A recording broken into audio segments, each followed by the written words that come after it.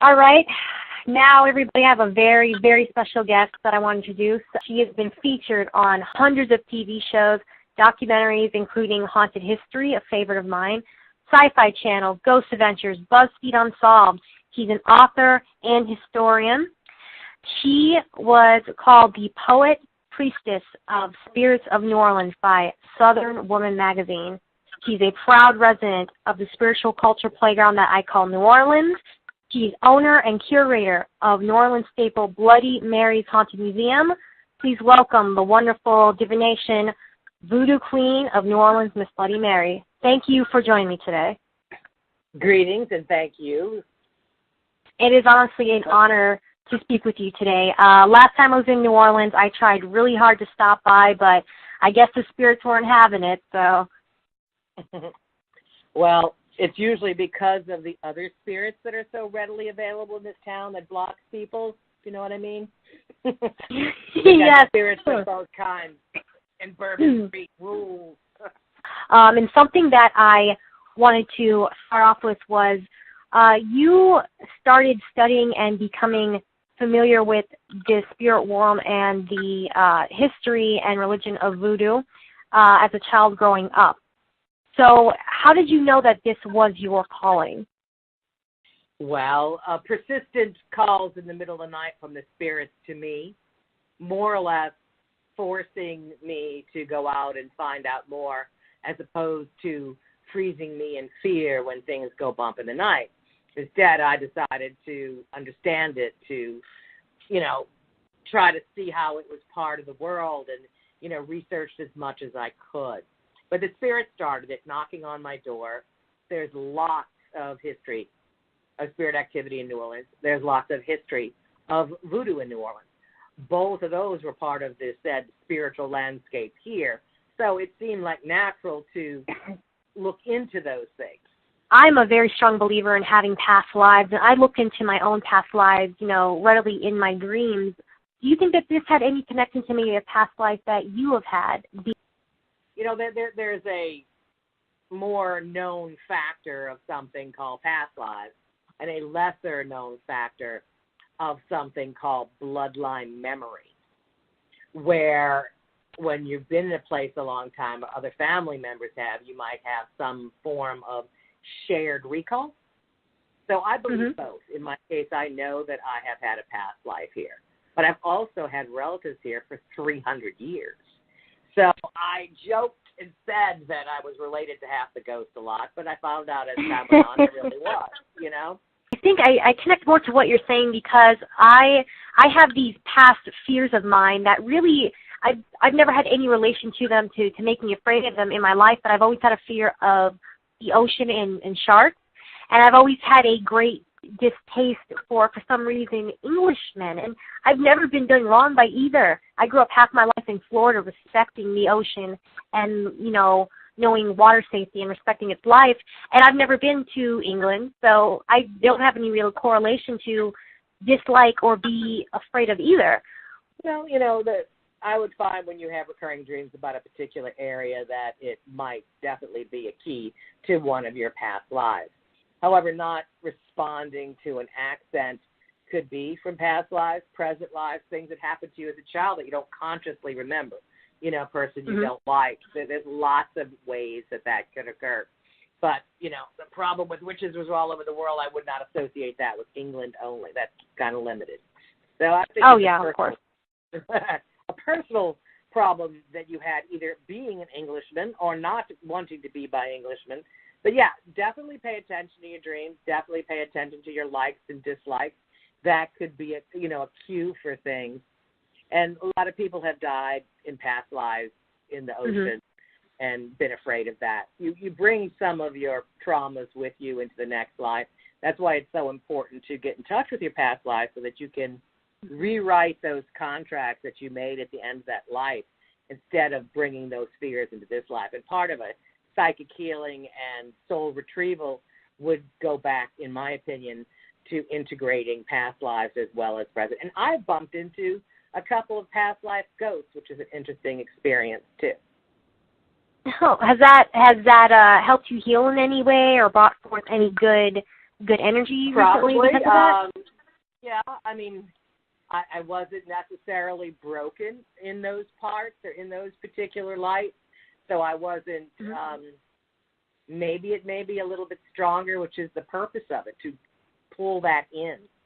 To pull that in so that you could be everything that you were. Because each life, each trauma that you have, which could happen in death or in a previous life or now, builds you or builds up fears in you. You have to find them and put them in perspective in this life so that you can take the power of that life instead of the fears with you. And that's what we want. I had a similar conversation about that with Patty Negri on my previous interview with her.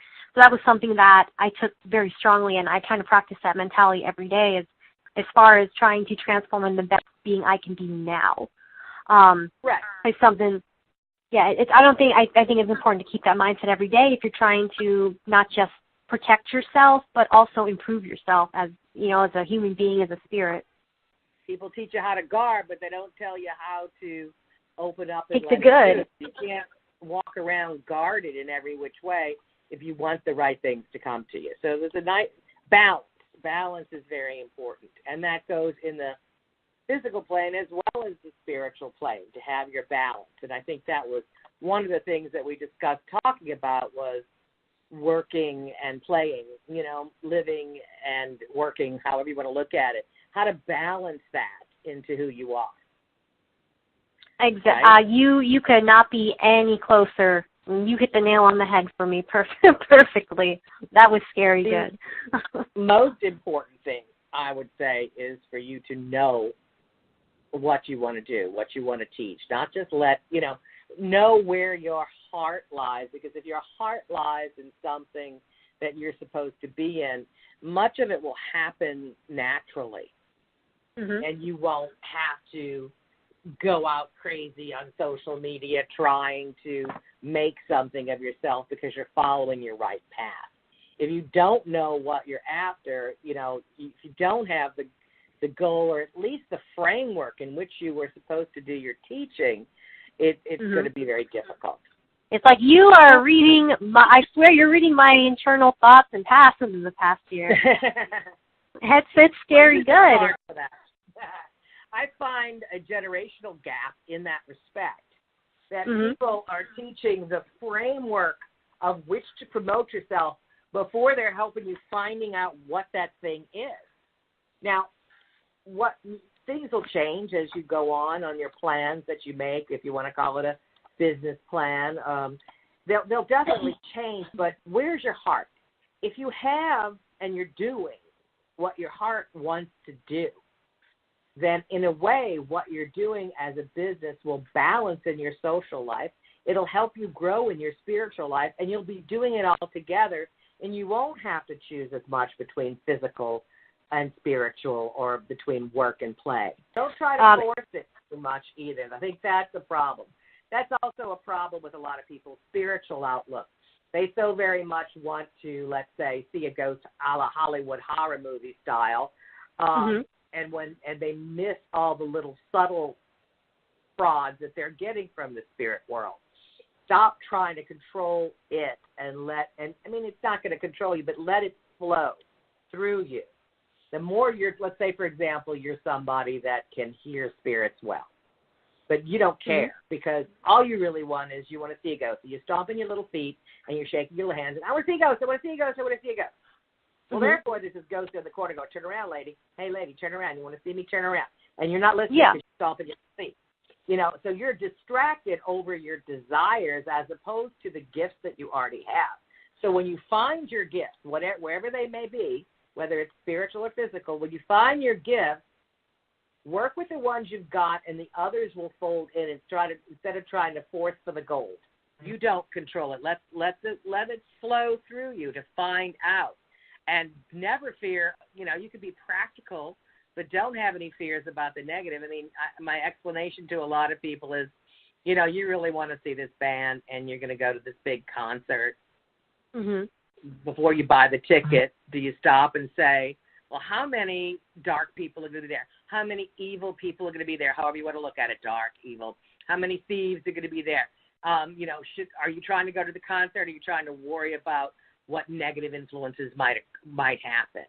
I mean, it doesn't mean you won't close up your purse and lock the door of your car, but you're not going to go into the concept with that great fear, because you will not enjoy yourself if you're worrying about that, trying to control it all.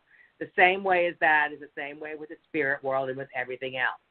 You apply your knowledge and your logic or whatever, your caution, but don't let the fear block the experience, because then you're only get a small portion of it.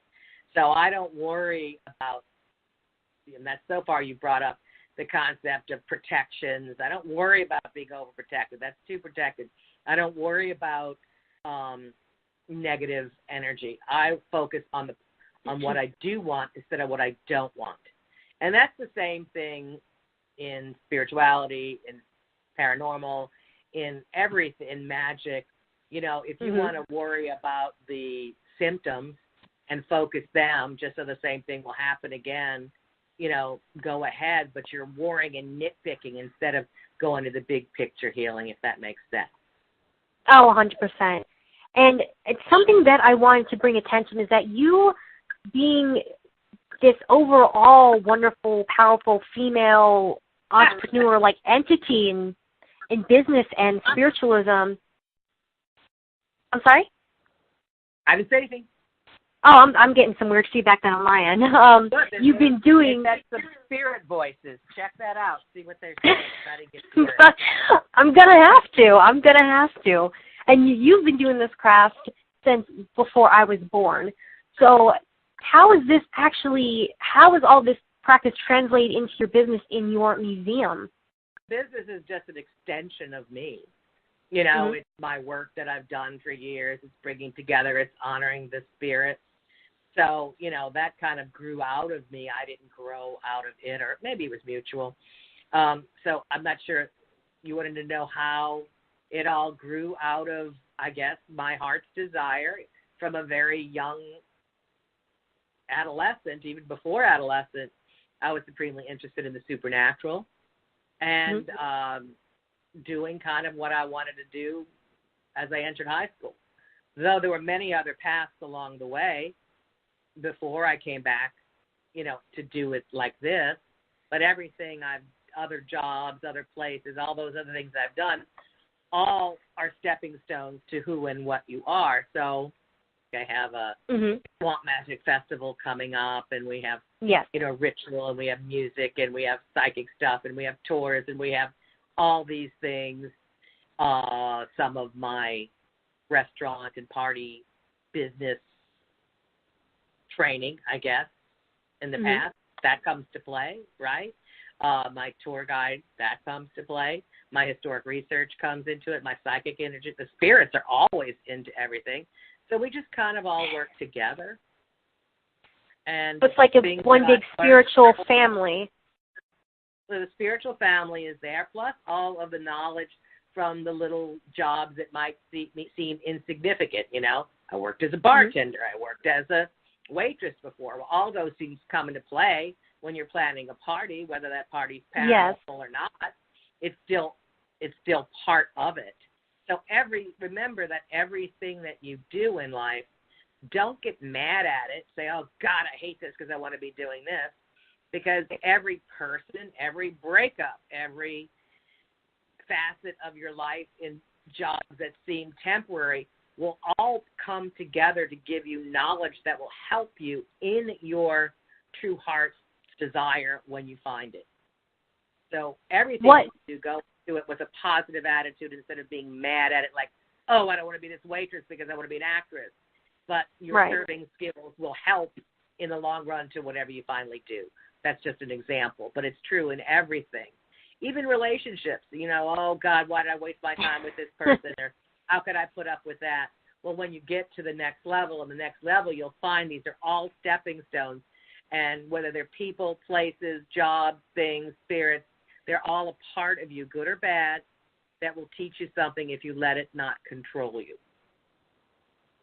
Beautifully said. That has actually been something that has come to a realization of mine, because I've had problems in my past with relationships and holding on to a stagnant feeling that I had of a traumatic experience, a few years back, and I always had to try and break that cycle of, okay, well, what am I doing today that's going to better me and keep it from happening the next time around? And it never clicked with me until much later on. And the best way to look at it, as I see, is to see myself as constantly learning and take that into an everyday practice of what can I do to better myself now that's going to help me tomorrow to achieve what I'm needing, what I'm wanting, and just to be overall healthier, spiritually and with relationships and men. But it might not be now. It might not be for now. It might not come into play 5 years from now, after the next piece of the puzzle comes into play that hasn't presented itself yet. But finally, when they do come together, it might be a very important corner that you can hold on to. But it might not all be there yet, especially for someone in their 20s. Yeah. Well, I never expect anything. In some cases, they don't even get there in their 60s, but that's another show.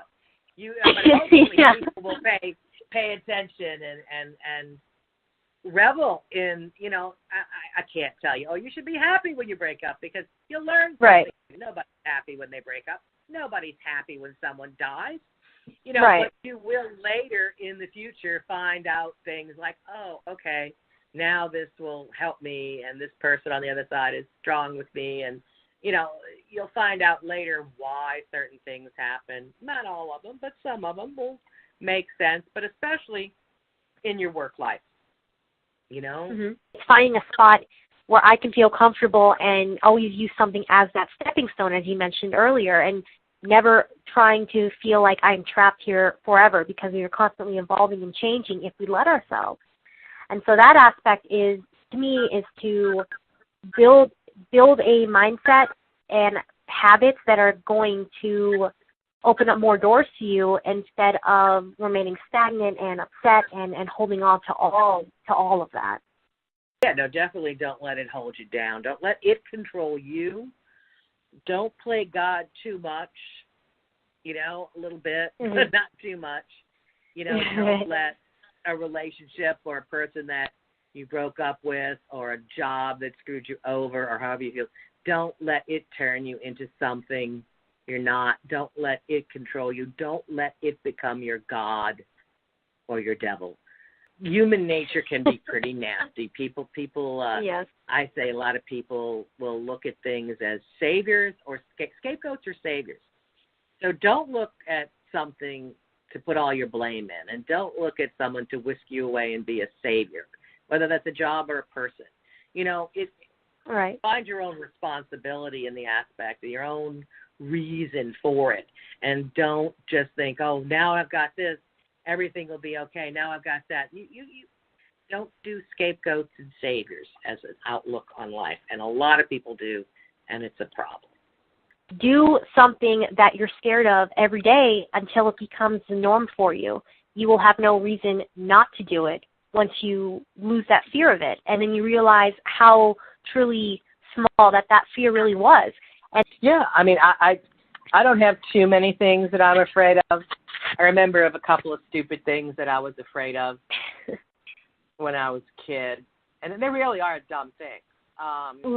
And they're not dumb things that I see, that are common. There was like one thing I still don't like, and that's the metric system. That's my own problem.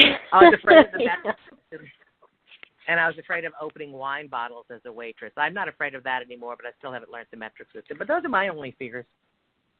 So many people are afraid of dolls, and I love dolls. People are afraid of clowns. I don't care either way. But dolls, I love dolls. I make dolls. I teach dolls at doll making at my Voodoo Doll Bar, all that.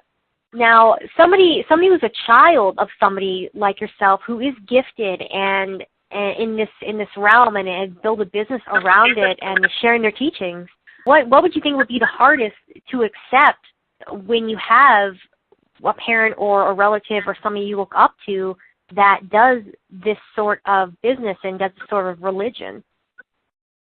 I don't think that you're any different than any other parent. You know, my kid who has been with me in this for a long time, including now as an adult, you know, like anything else, he would rather go play video games. Ma, don't make me come do the go time. Whatever, you know, it doesn't matter. A child and a parent's relationship is still going to be a combination of love and admiration as well as leave me alone. You know, I want a combination of wanting to share and wanting to do your own thing. I don't think he ever felt that he had to follow in my footsteps, though he's been called by so many, all these things, and it used to drive him crazy that all these TV shows and things were trying to peg him as the real Harry Potter, let's say. So my son grew up being annoyed by all of that, to the point now as an adult when I do TV shows, like, nope, I don't want to be on them. I don't want anything to do with those people. No, Mom. However, he was extremely psychic, very gifted. Unfortunately, like many, of course, they forget some of their childhood activities, you know, and they only remember when Mom says it. So getting more independent, getting older, getting more educated, you know, he's got a little bit of a back and forth on his beliefs. But he is a voodoo assistant and priest with me. He works for me. He does go toward, you know, so he has grown to his own way. But growing up, your question was about how is it for a kid that has to grow up with this? It's like anything else that Mom or Dad would be doing. It would annoy you if you had to be brought down to your job every day and work. So, yeah. And when he was very young, did he ever show any interest in it, or was it more of a concern, like, Mommy, why are you doing this sort of relationship? No, absolutely. He was extremely psychic, a natural gifted healer, remembered his past lives. We did all sorts of things. So no, he never questioned it. You know, once in a while he would get a little aggravated. One of the bigger ghost stories that happened when we moved to the house that I'm in, it was like when there were too many in his room, he'd just come in. It's like, Mom, you know, make him go away. And I was like, who? And he's like, the ghosts. And I said, oh. I said, are they bothering you? He's like, no. But they won't let me sleep. They're jumping all over the place. Do we have to live with them too? You know, so it wasn't doubting. It was just kind of like, really? Do I have to deal with this all the time? You know, I had to do a cleansing, and he learned how to do a cleansing. He also knew things on his own just as a child. At one apartment, I remember as like 1 year old or maybe 2 years old, that he climbed up on the counter, took down the container of salt, and he was proceeding to go put large piles of salt in all the corners of the house, while never witnessing me doing it like that or anything. He was doing this, and he was maybe 2.5 or something like that. He was walking in on his own. So, you know, spirit children come with knowledge from the other side, or he was listening to the spirits who were saying, you know, this needs a healing. So he automatically knew a lot of things. And I would say we taught each other. It was a wonderful mother-son relationship growing up. It saddens me that he can't remember all of the details, you know. But we never doubted why we believed in it. It has to do in my experience with like a cell memory sort of thing. And children are so much more open to things around us. So it's like a perfect little sponge in a way. Well, it depends. It depends on your upbringing. You know, there are people out there who will just shut it down. Parents that will just, they hear anything like that, they'll shut it down. That's not right. It's evil. It's wrong. You know, anything you say, that's ridiculous. It can't happen. More or less telling them that they're wrong instead of listening. So there are a lot of people that had these things, and then because of the attitude of the parent or caregiver, they've shut it down or instead decided to just go be in fear of it instead of learning to be empowered and take care of things on their own and having a good discussion about it when something comes up that they're trying to understand. It's important that you treat children just like you treat anyone else, and not just, one, say it's evil, or two, that's instilling fear, or just dismissing that anything that they're saying is real. I do remember my mom having talks with me when I was younger, and she said she took it very seriously because of the experiences that she had had as a child, that if anything was to happen to us, if we felt anything off, if we could tell her, and she wouldn't immediately shut it down. She would take some belief in it and be like, okay, well, baby, what happened? What did you see? What did you feel? She took it 100% serious. There was never that doubt, well, they're just dreaming. Oh, they're just, she's just kidding, playing with her sister. It was never like that, ever. There was a interview that I had watched on your YouTube channel, the Bloody Mary Show, and you had on Orion Foxwood. You guys were talking about fairies and that being part of enchantment and witchcraft in a way. And one thing that I want to ask about was when you're dealing with that sort of entity and that sort of being, how does the fairy that we come to know in our culture today actually cross over into the practice of witchcraft, and how are they the same? Well, there are many different life forms out there that coexist with us, whether we bump into them or acknowledge them or not. This exists. A structure which was mainly in the, Irish, Scottish areas, but also in the Italian areas, was kind of known as the fairy tradition. But the fairy tradition included not only these creatures, who weren't all cute little Disney characters, by the way. They were the people that were attached, life forms that were attached in colonies even to nature spirits and such in the woods and the waters and the elements and stuff.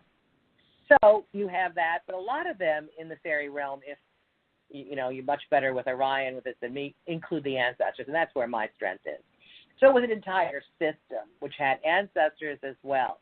So when I say spirits or ghosts, I'm not talking just about those that wore the flesh as we know in this particular, incarnation. But many of us have been not only humans in the past, but we've also maybe been these strong nature spirits. My son was one, for example. He had tons to say about it when he was very tiny, before we saw any shows that would have put this in his mind, before anyone else was around him except me to have done it for him. I don't know if you would say it had anything to do with witchcraft per se, but it was definitely a system that were around many of the peoples, the folk customs and beliefs, that you honored the fairies, you honored the ancestors, you fed them, you took care of them, that they were part of everything that was around you, that they were very important with affecting the weather and the crops and all those things that just made us survive. So as opposed to, witchcraft as Wiccan or the classical religions as ceremonial religions of the goddess, this might have been more of the pagan, associated with the pagan beliefs of the area, so that they could connect with the spirits around them. And you could honor all the different spirits that are around, but it's maybe not the religion per se, but the system within it, around it. So Risha, in voodoo, like a lot of times it's called the Loa. It was also called the voodoos with a little v. Those are the intermediary spirits. In some areas, the whole systems that we're speaking of were called the jinn, like genie in the Middle East. But in some of the older Celtic areas, it was the fairy. In voodoo, mine is called the Loa, but in the neighboring Yoruba tribe, Orisha-based religions, which were Santeria and the like, the spirits in the middle are called Orisha. And some of them are strongly associated with the natural elements around them. And they're in that way, you might say they're like fairies, but another way you might say they're the intermediaries like the saints in voodoo. They're also all associated with the stars. So all of that, all the spiritual landscape needs to be honored. We live on the land, and there are other creatures that live on it too. And whether we see them with our regular eyes daily, we best learn to cooperate with them. In a way, I think people, the more you're in tune with yourself and your and you're open to these different elements around you, the more you can really find your own path with it and make and connect with it.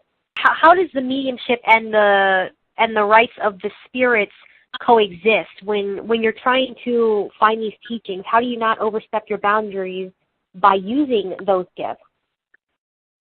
Ask them. Ask permission. Open the way. Ask permission. Be respectful. Give a gift. Learn, how do you befriend anyone? Do you just barge in and start bossing them around? Or do you come very slowly and quietly and build a relationship till you know each other? I mean, the same way. Use your gut. Find what's right. Don't be afraid. And be respectful and polite.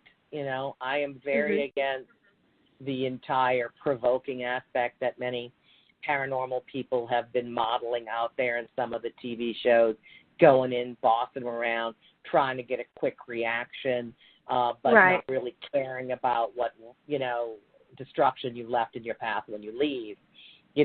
Clean up your mess. If you made it, we make mistakes, clean it up. You will know when something doesn't feel right,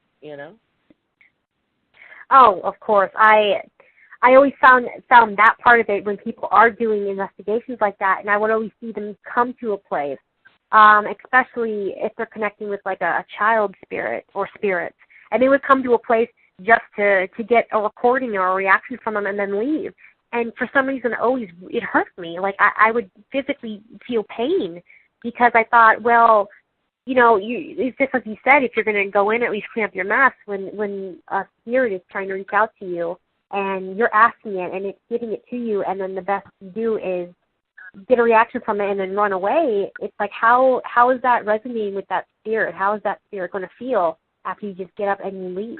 They'll follow you more when you just get up and leave. You don't let them know you're coming back. If you don't use it respectful, if they're lonely, whatever the case may be, they will, they could follow you. They could not let you come back. I mean, there's a lot of things. But I think the more that you do come back and let them know that you're sincere, I think you have to earn their trust. Oh, just like a person. Yes, it is exactly the same. Most people forget a very simple rule, that logic applies the same way on all sides of the veil. So just try to treat like you would treat them when alive. Do you think you would call that part of like a spiritual etiquette then? Is that what we're... Okay. I have a gentle bedside manner. Now, that doesn't mean that if something goes wrong that I'm not fierce and I'll be able to stop and block, and you have to learn how to set your own boundaries. But I definitely at least come in with the attitude and assume friendly first. And if someone's trying to hurt someone or do something destructive, I'll kick ass. But I don't go in with that attitude that I should. Speaking of attachments and showing, spiritual etiquette, lots of people thought that when Katrina hit the heart of New Orleans, that it swept in a lot of negative and bad energy. We just see with everything in the water. Many people even associate that to happenings around with possessions that took place afterward, like with the Katrina cannibal incident. Oversimplification, because it was not what you think at all. It was a much, much deeper thing than that. It wasn't that it swept in others. It's more, in my opinion, that it pulled out all the guardians that were here. We were a ghost town of a different variety. In fact, it was we had less ghosts. We had tons of the dark side here, but those were not ghosts and those were not demons.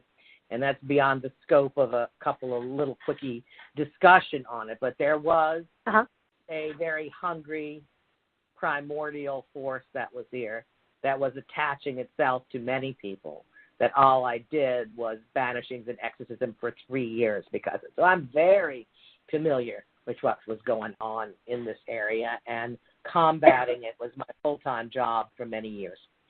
But it wasn't a ghost, and it wasn't like a possession like you'd think of on, it wasn't that. Everybody evacuated, even the ghosts. But the ghosts were the guardians who watched it. And without them, we were in jeopardy, for there was no balance. They provided the checks and the balances. And the dark side ran free, but the dark side was not an evil murderer ghost that was incarnate coming to get you. It was a much more primordial and non-anthropomorphic energy that was doing this destruction. As I said, it was a 3-year relationship with something that I don't like. And that took a lot of my energy and time. It was hungry. And everybody here was a mess, mentally. Oh, yeah. They were an absolute mess. And when you're a mess, and when you're walking around in fear, you're a victim. So, you know, this thing smelt fear and smelt food. So attachments, yes. No one knew how to face their shadow, and everyone was facing it. Destruction of their life, their relationships, their jobs, their town. What few people were here. And then you add all kind of drugs and alcohol on top, and it was a hell of a time. I mean, I remember when it hit, I was living in northern Florida at the time, so we got kind of like the backwind of it. My trailer got destroyed, but it did. It wasn't. I mean, it didn't have like bigger. Far up. That's why I was surprised. Oh yeah, no. We definitely didn't get the same devastation any means, but lots of part of northern and even central Florida, we did get the backdraft of it, and some people, had like yards that had to be dug back up and redone, and shingles and roofs that had to be completely rebuilt. But I do remember when that happened. Yeah, this was not to do with this. I've lived through hundreds of. Well, I don't know about hundreds. I've lived through a lot of hurricanes. This was not aftermath of. This was not the hurricane itself. No. Maybe more about the crevasse, maybe more about the flooding and the problem, but it wasn't really the hurricane aftermath, because I've lived through lots of that. That wasn't what I was fighting. There was no balance. There was no, you have a problem, you had a rough day, you go to the bar, you have a couple of drinks with your buddies, and you cheer up, and you get over it, and you go back to dealing with it. There was no place to get cheered up. You just heard more dark stories than your own. You just found new issues to deal with. There was a lot of issues going on. And, I was right in the middle of it the entire time, day by day. So it was rough. It was very, very rough. But somehow I found the strength to get through it, and I helped some other people get through it, and I'm still helping some spirits that were caught in it to this day. Well, when you're communicating with these spirits, now are there any specific tools and properties that you use? Like, because I know that that quartz, especially, it's the element that can absorb and give off electromagnetic fields. Do you have anything specifically that you use in your daily rituals or your seances that has the same effect and that has those strong communicative properties when you're trying to speak with these spirits? I personally don't, but I have all kinds of things around me. I have a crystal ball on the table. I work with mirrors a lot. Hey, hence Bloody Mary, I have mirrors that are around me. I may have more dolls and gree bags and other things that I sometimes carry without even consciously taking them out to connect with. But I mean, I've built myself my own energy, I don't need to, I built the entire place as a kind of sanctuary for the spirits. I've brought different aspects of all New Orleans in for empowerment and for bridges if they want to use them to come through. I've got artifacts that belong to Marie Laveau. I've got, waters from around the world. I've got earths. I've got all kinds of things that I need, all the herbs, all the oils, all the things. I have a bunch of crystals, so I'm not using them as much as other areas because, we are an area that's a mud town. We have no rock, no stone, no pebble, historically. So the root stuff of New Orleans is much more earthy. So I have a lot of, pieces of trees and pieces of dolls and things for the Loas. And I have altars everywhere. I've got Marie Laveau shrine. Just like the environment? Well, it's everything, all the elements of nature. Plus, there's altars at every corner and every room to appease and feed the spirits. I mean, the whole place is built. My house is built like that. My job is built like that. My life is built like that. I walk in the path of having, so I don't necessarily go run to get one thing to amplify it, though I might, let's say, go get something that belonged to Marie Laveau and put on the table so other people might feel the difference. I might not. So it just kind of depends I open gates, close gates, honor the spirits, light candles and, put water for them to travel through. But I don't, and sometimes we bring other things, but I have it kind of built in, It's like, as I said, my whole house and my whole work in museum is designed like a voodoo temple with all the elements around me that are needed.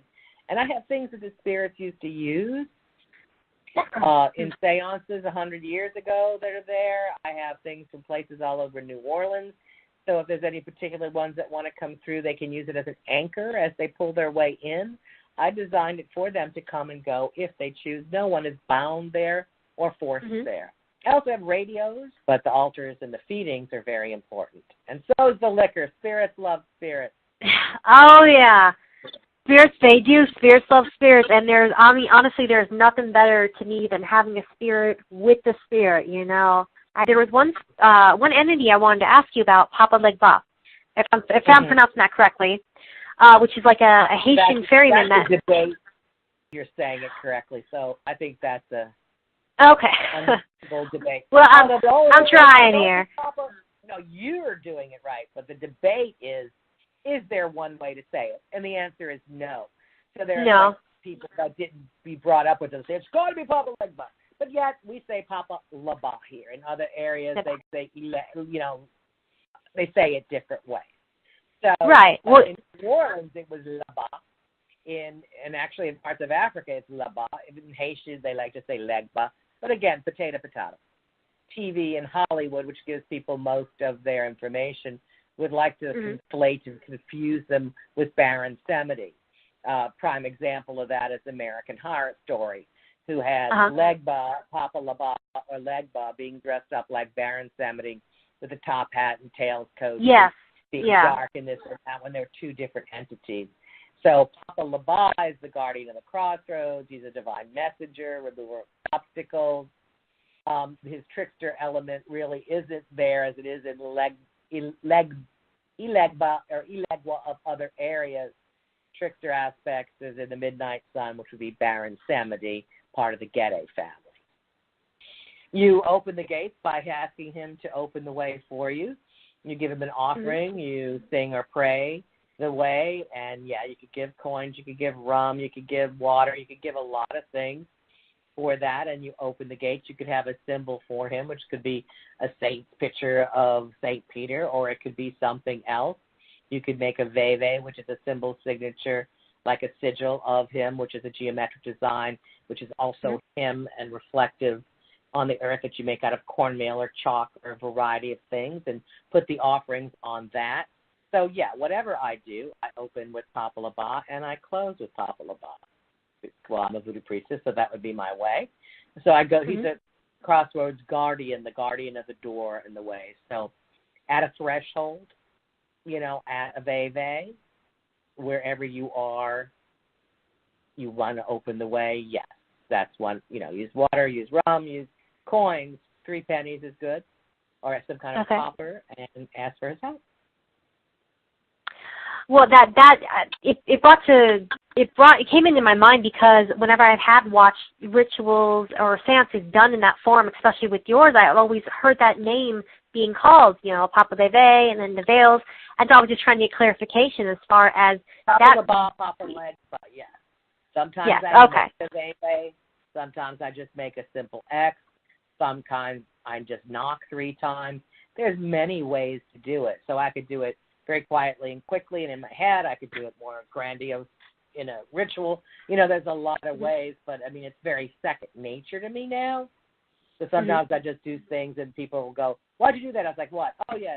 I forgot that I just do it. Everything I do is very organic at this particular point.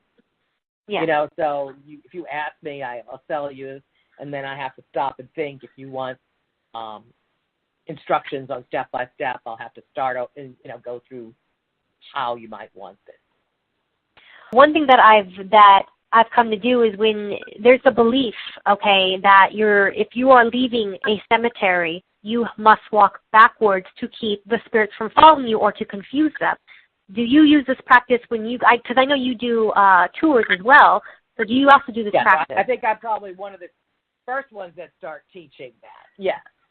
I mean, by the way, yes, I do that. I walk out backwards, but I also do other things. I close the gate, then I walk out backwards. However, that is a custom. It's not part of the religion. It's also out of the real way. It's out of respect for the ancestors to walk out backwards as well. The little extra part of not following and things was, came later.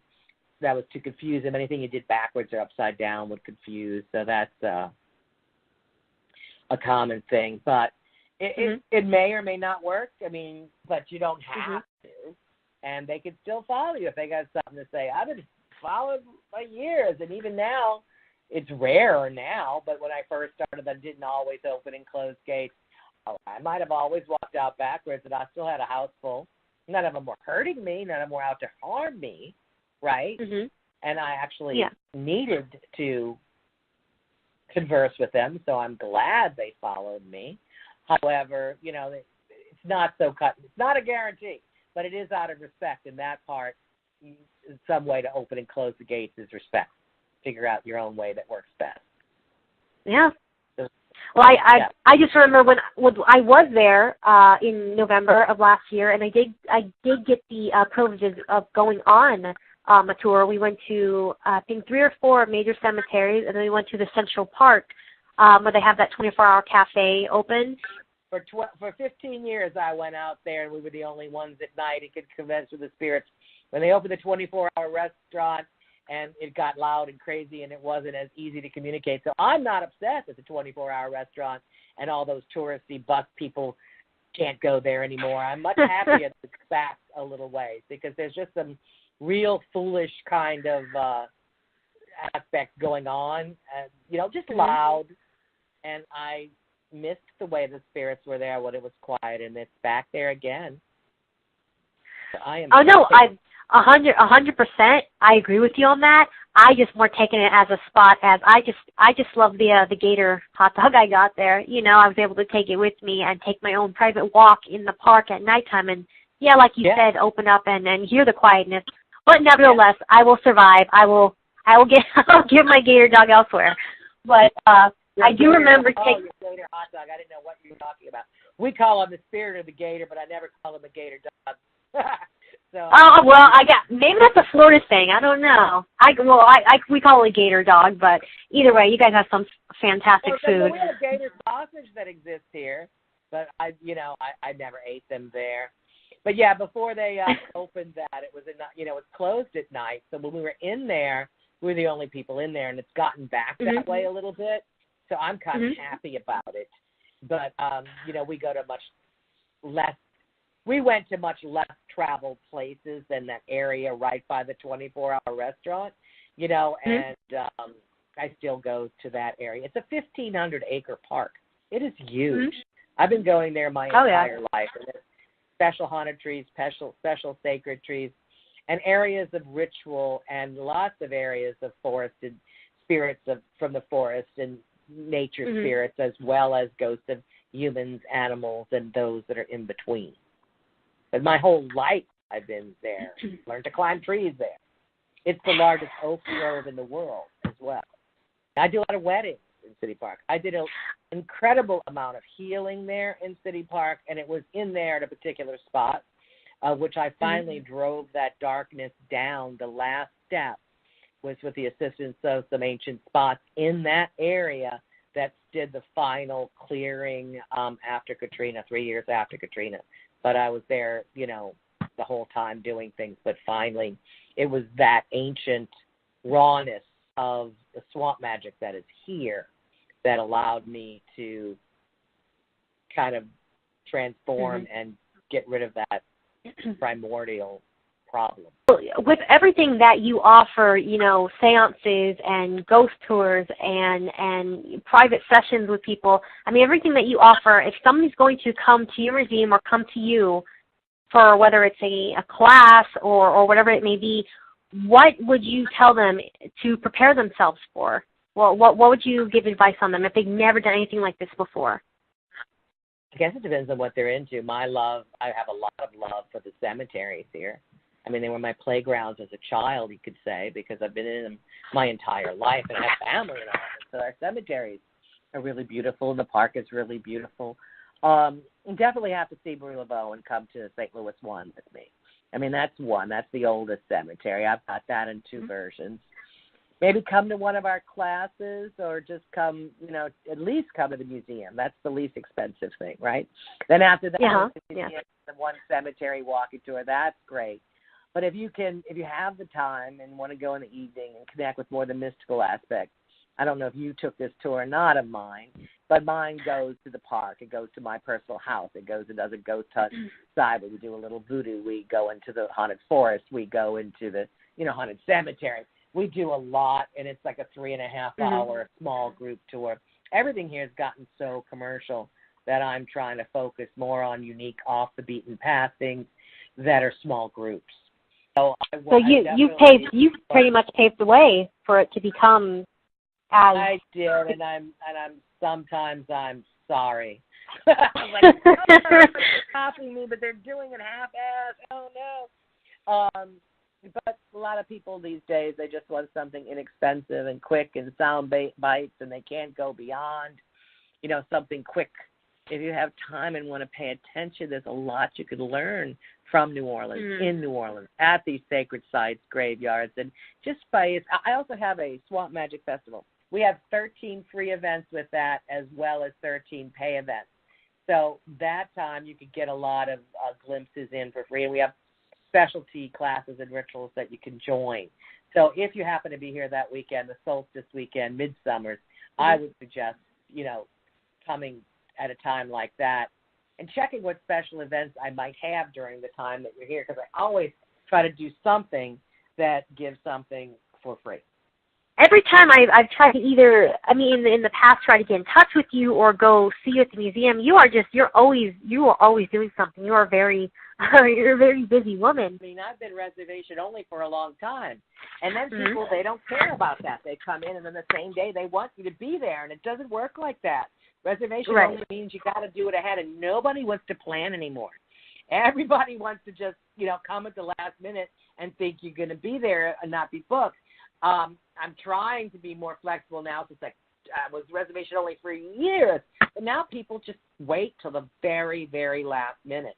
So that's what's hard. You call now, I'd give you 1,000 options for the next month or whatever. Yeah, there's too much on the plate, people. Please try and be courteous, tourists and visitors. Give us give us a chance. Give them a call, please. There was one thing I wanted to mention to you before I wrap this up with you was at the Magic Swamp NOLA Fest, okay, you were also offering a Magical Skeleton Key membership for donation. Can you elaborate more on that one? Sure, I still have it. So it's Swamp Magic NOLA Fest. You could be a Skeleton Key membership. I did it differently last year. It was expensive. But now just being a member, part of it goes to save the swamps. Part of it helps to stop domestic violence for a personal ghost that was murdered by domestic violence who spirit still is part of our working. It all goes in her name, and it helps us keep a lot of the parts of the festival free. So it's $33. You can go to my website under the book now. I think I have a special events section. I just now, yesterday, put out the page, the blog about this year's event. But you can be a member of my Skeleton Key and get a Skeleton Key membership and not even come, and you'd still be helping us out greatly. So I've got it down to $33, and, if you come here, you get some swamp swag, and, we'll send you postcards and upgrade. But definitely, yeah, we'd love you to be a member of that, and it's cheap. And then we still have a lot of free events, and it's every year. So yearly membership is $33. URL for you to remember, that's Bloody Mary, NewOrleans.com. I will be putting anybody who is interested in the event or just checking out your museum or just know more about you, I'll be putting links. Bloody Mary's Tours Facebook, as well as Bloody Mary New Orleans Haunted Museum Facebook, for all the events that I do all the time, whether it's special seances, voodoo paranormal. I'm going to be starting a kind of like New Orleans Nightmares group on Mondays soon, where we all call and we'll come and talk about our experiences, our fears, learn how to ground, kind of a free meeting with a couple of mediums and priestesses that every week you can come and share your real experiences, and we'll help you out. You know, Mary, the only downside of me living in Vegas is that where I used to live, I was merely 3.5-hour drive from New Orleans, and man, I wish when I had the opportunity to, I wish I would have taken more advantage of something like that. I really do. I really do. Well, I'm sure you'll find some kind of groups. I know there are in Vegas. Oh. And if not, I hope you will be coming to New Orleans again soon. I hope all of you will be coming to New Orleans. We have all kind of things going on here, and I'd love to share. And then I have my book, too, that you could read, which gives you a great glimpse into how to live the life organically. It's my experiences as well as the history, and that one's Bloody Mary's Guide to Hauntings, Horrors, and Dancing with the Dead. And if they buy it from me, they get it autographed, and I wake it up because it's been said that the book itself is also haunted. Yes. Yeah, what exactly, now when the book is haunted, what exactly do you mean by that? That people have called me that have read the book, or while they were reading the book, that certain things have happened to them at different areas, and that the spirits kind of literally came through the pages. So the pages help paranormal activity to occur. Not in a bad way, but definitely some people had to stop reading it at night. Not that I was scary, bloody, or anything like that, just that it evoked literal paranormal activity. And I even had one funny guy at some presentation I was giving, I think it was in Canada, that said that he did an actual paranormal investigation on the book, and that he got like pictures and videos of things dancing around it, which I thought was kind of funny. He said, I didn't know what that meant, so I did an investigation on it. I'm like, all right, whatever. So in other words, if you're reading the book, be open. Be open. Yeah, and maybe not everybody. So if you're scared of that, buy it through Amazon. If you're not as scared of it, buy it through me, because I give a little knock and my signature might be what does it. Or, of course, you can always call me in the mirror and I might come too. Put your own little stamp of Bloody Mary energy right on that book. That's beautiful. Oh, man. Well, Miss Mary, it's been an absolute honor and pleasure to speak with you today. I've learned quite a bit, and you have honestly made me smile so much today. Thank you. Thank you so much. Well, thank you, and I'm calmer now, too. There was a weird day today, but it all balanced out now. Well, I try to give some positive energy back. I know you didn't have the best of the day, so maybe that helped out, maybe not, but you definitely made my day better. Yes, ma'am, it did help out, and to all your audience, may the spirits be with you.